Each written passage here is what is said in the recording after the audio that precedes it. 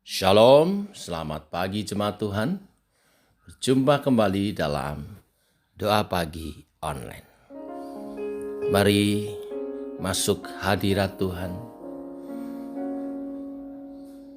Rasakan kasih dan kemurahan-Nya. Rindu selalu kemuliaan Tuhan dinyatakan atas kehidupan kita. Yesus, kemuliaan-Mu, pulihkan hatiku. Yesus, kemuliaan-Mu, berkati hidupku.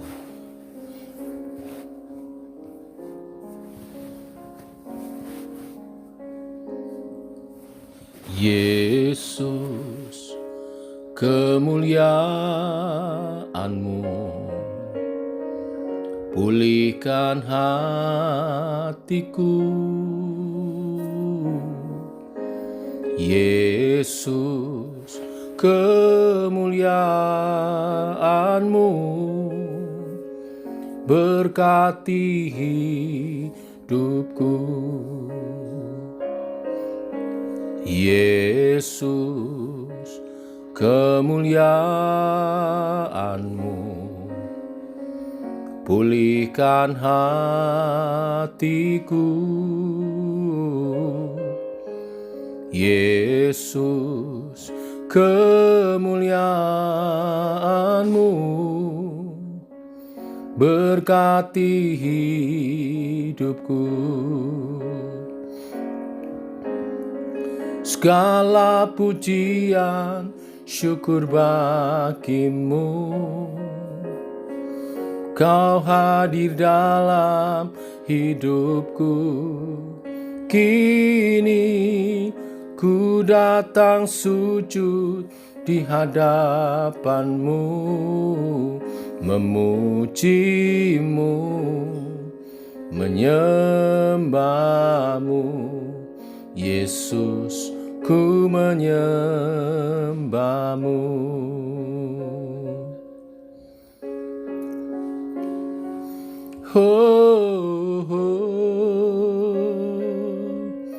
Menyembah-Mu Tuhan,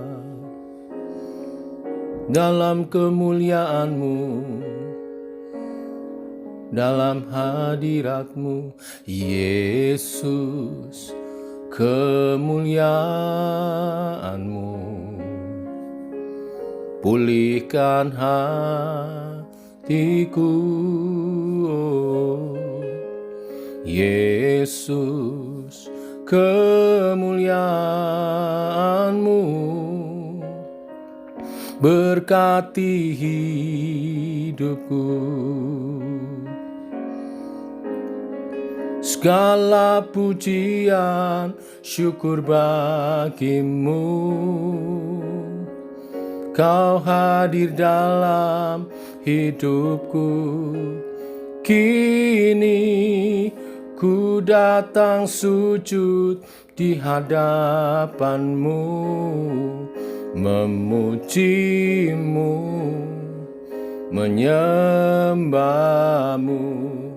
Yesus, ku menyembah-Mu. Segala pujian syukur bagi-Mu, Kau hadir dalam hidupku. Kini ku datang sujud di hadapan-Mu, memuji-Mu, menyembah-Mu.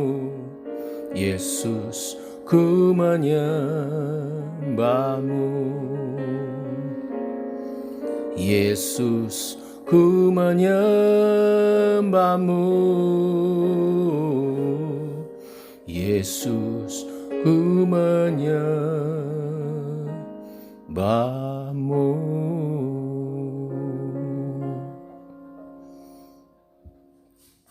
Demikian Tuhan, pujian penyembahan kami. Selalu rindu untuk memuliakan-Mu. Bimbing oleh kebenaran firman, kami hidup dalam kemuliaan-Mu. Dalam nama Tuhan Yesus Kristus. Amin. Bapak Ibu, kita melanjutkan renungan firman pagi hari ini, Markus 9 ayat 2 sampai dengan yang ke-13. Judul perikop, Yesus dimuliakan di atas gunung. 6 hari kemudian, Yesus membawa Petrus, Yakobus dan Yohanes, dan bersama-sama dengan mereka, ia naik ke sebuah gunung yang tinggi. Di situ mereka sendirian saja.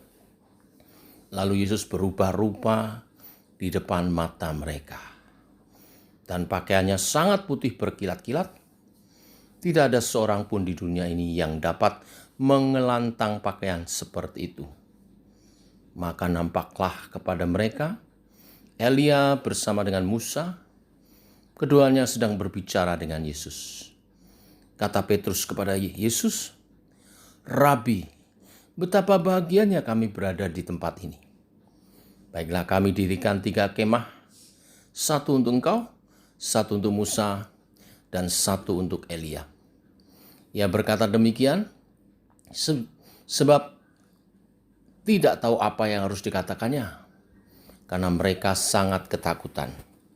Maka datanglah awan menaungi mereka, dan dari dalam awan itu terdengar suara, "Inilah anak yang kukasihi, dengarkanlah dia."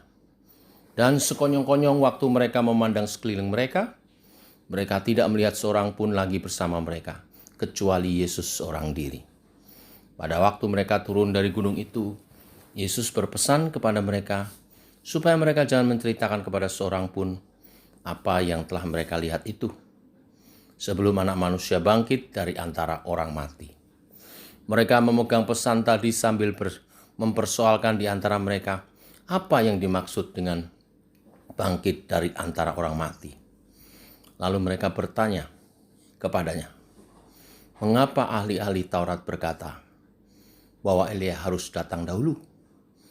Jawab Yesus, "Memang Elia akan datang dahulu dan memulihkan segala sesuatu. Hanya bagaimanakah dengan yang ada tertulis mengenai Anak Manusia, bahwa ia akan banyak menderita dan akan dihinakan. Tetapi aku berkata kepadamu, memang Elia sudah datang, dan orang memperlakukan dia menurut kehendak mereka, sesuai dengan yang ada tertulis tentang dia." Amin. Bapak Ibu, jemaat Tuhan, salah satu fase dalam kehidupan Yesus yang penting, namun sering diabaikan, adalah peristiwa transfigurasi. Bagaimana Yesus berubah rupa di depan murid-muridnya, Petrus, Yohanes, dan Yakobus. Peristiwa ini terjadi 6 hari setelah Yesus bercakap-cakap dengan murid-muridnya di daerah Kaisarea Filipi. Bercakap-cakap tentang apa? Di Markus pasal 8 ayat 27, Yesus berkata kepada mereka, "Kata orang, siapakah Anak Manusia itu?" Kemudian Petrus menjawab, "Engkau adalah Mesias." Ini merupakan awal dari pengenalan murid-muridnya bahwa Yesus bukan manusia biasa, melainkan Mesias, Kristus yang diurapi, dan juga adalah Anak Allah. Yesus membawa Petrus, Yakobus, dan Yohanes bersama-sama naik ke gunung yang tinggi. Banyak yang menduga gunung ini adalah Gunung Tabor atau Gunung Hermon. Di gunung itu mereka sendirian saja. Lalu Tuhan Yesus berubah rupa di depan mata mereka. Wajahnya bercahaya seperti matahari, dan pakaiannya menjadi sangat putih berkilat-kilat, berkilau-kilau, bersinar seperti terang. Dikatakan tidak ada seorang pun di dunia ini yang dapat mengelantang pakaian seperti itu. Maka nampak kepada mereka Musa dan Elia. Keduanya sedang berbicara dengan Yesus. Dalam Lukas 9 ayat 31 dalam perikop yang sama, keduanya sedang berbicara dengan Yesus mengenai bagaimana tujuan kepergiannya yang akan digenapinya di Yerusalem. Apa yang dapat kita pelajari dari peristiwa ini. Yang pertama, cahaya kemuliaan yang memancar dari wajah Yesus itu untuk memberikan pengajaran kepada murid-murid bahwa di balik peristiwa yang akan begitu menyedihkan bagi mereka saat Yesus harus menderita dalam penyaliban, ada kemuliaan di mana justru peristiwa itu adalah penggenapan daripada rancangan karya keselamatan Allah kepada umat manusia. Justru di balik penderitaan itu, hinaan caci maki, ada kemenangan salib dan kemuliaan Tuhan akan dinyatakan. Yang kedua mengenai sosok daripada dua tokoh di perjanjian lama, Musa dan Elia. Musa mengingatkan kepada kita tentang hukum Taurat dan perjanjian yang diberikan Allah kepada umatnya. Musa membawa umat Allah keluar dari Mesir menuju tanah perjanjian. Ini sebagai gambaran bahwa Tuhan Yesus akan membawa umat Allah menuju Yerusalem baru, yaitu surga mulia.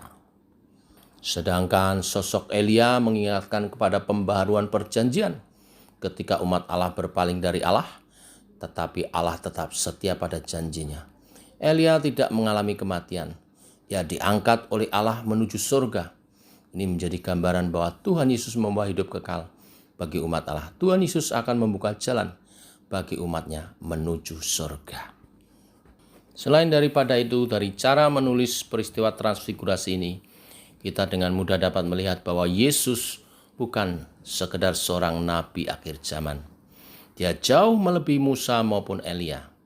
Hal ini sangat signifikan bagi murid-murid atau umat Israel nantinya pada umumnya, yang terbiasa menganggap Musa sebagai nabi yang terbesar dalam sejarah bangsa Israel.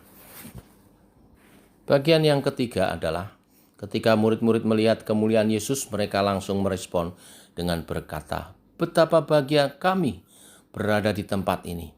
Hampir semua versi menerjemahkan bagian ini dengan "adalah baik bagi kami untuk berada di tempat ini." Mereka bahkan ingin mendirikan kemah bagi Yesus, Musa, dan Elia, supaya kehadiran mereka bertiga dalam kemuliaan lebih permanen. Dari catatan Alkitab, kita mengetahui bahwa ucapan Petrus di atas memang tidak semuanya tepat. Dia mengucapkan itu dalam ketakutan atau kebingungannya. Allah pun memotong perkataan Petrus tiba-tiba ketika dia sedang berbicara. Ya, sebagaimana ditulis juga dalam perikop yang sama di Matius 17 ayat 5. Sebagai tanda bahwa apa yang diucapkan Petrus itu tidak tepat. Mengapa tidak tepat?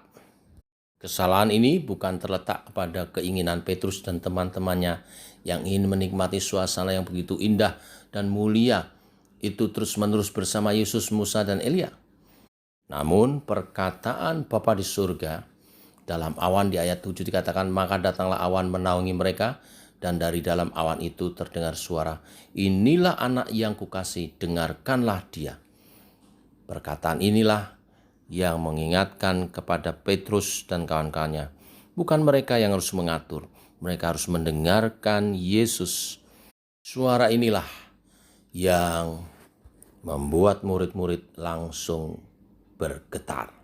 Dalam Matius 17 ayat 6, perikop yang sama, dikatakan mendengar itu tersungkurlah murid-muridnya dan mereka sangat ketakutan. Mereka tersungkur karena Bapa menegur mereka. Sebelumnya mereka mencoba mengatur Yesus dan menghalangi perjalanan Yesus menuju salib. Dalam peristiwa transfigurasi ini, Bapa menegur mereka dengan sangat keras bahwa merekalah yang harus mendengar Yesus, bukan sebaliknya. Mereka harus menerima dan mentaati apa yang Yesus sampaikan, bukan keinginan hati mereka sendiri. Inilah berita firman hari ini. Di balik penderitaan di dalam Kristus ada kemuliaan. Yesus lebih mulia dari para nabi, dari semua para tokoh Alkitab. Karena dia adalah Mesias, Tuhan dan Juru Selamat kita. Maka kita harus mendengarkannya dan mentaati perkataannya. Tuhan memberkati. Mari kita berdoa. Bapa, kami mengucap syukur buat kasih dan rahmat-Mu yang selalu baru.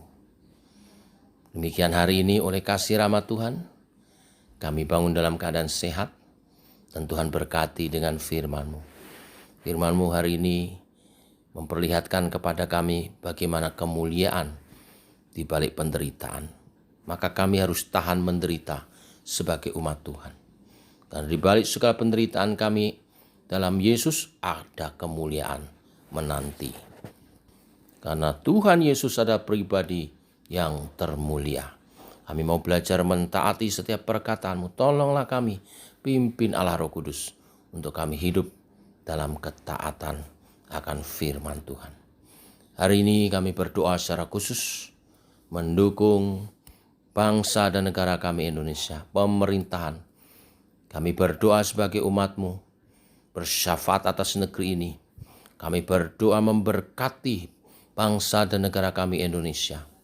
Kami berkati Presiden kami Jokowi, wakil dan juga staf menterinya, bersama dengan Polri dan TNI, menjalankan tugas dan panggilan kenegaraan untuk mengatur bangsa dan negara ini menjadi lebih baik, sesuai dengan tujuan dan kerinduan cita-cita bangsa ini. Berdasarkan Pancasila, Undang-Undang Dasar 45, dan juga Bhinneka Tunggal Ika. Ada kemakmuran, ada keadilan, ada keberagaman yang mengikat dalam kesatuan negara Republik Indonesia. Tolong Tuhan para pejabat ini menjalankan tugas tanggung jawabnya dengan baik. Jauhkan dari korupsi, jauhkan dari kuasa-kuasa kegelapan, supaya negeri kami dikuduskan. Karena anak-anak Tuhan berdoa, berjaga-jaga atas negeri ini. Secara khusus dalam menanggulangi dampak-dampak pandemi COVID-19. Tuhan tolong setiap kebijakan pemerintah dapat mengatur dengan baik, sehingga kami dapat memutus mata rantai penyebaran dan dapat mengendalikan pandemi COVID-19 ini. Indonesia lebih baik, lebih sehat mendatang. Kami bersyukur banyak kemajuan karena PPKM yang sedang dijalankan. Biar akan terus membawa kemajuan. Makin sedikit yang terpapar, makin banyak yang sembuh, dan kami berdoa makin sedikit juga yang meninggal. Bahkan Indonesia boleh terbebas, ekonomi boleh pulih, Indonesia boleh kembali membangun. Terima kasih Tuhan. Dari pusat sampai ke daerah-daerah, kami berdoa Engkau mengawalnya. Menjadikan gereja Tuhan sebagai partner ilahi bagi pemerintah untuk menebarkan dampak-dampak yang positif, pengaruh yang baik bagi masyarakat di sekitar kami. Sementara itu kami berdoa setiap ibadah-ibadah yang diselenggarakan, mungkin sekarang masih secara online, akan segera dapat tatap muka, dan itu semua karena Tuhan melawat umat-Nya dan membuat dampak yang baik. Terima kasih Tuhan. Dalam nama Tuhan Yesus kami berdoa, kami mengucap syukur. Amin. Demikian saudara, doa pagi kita. Selamat pagi, selamat berjalan bersama dengan Tuhan. Shalom.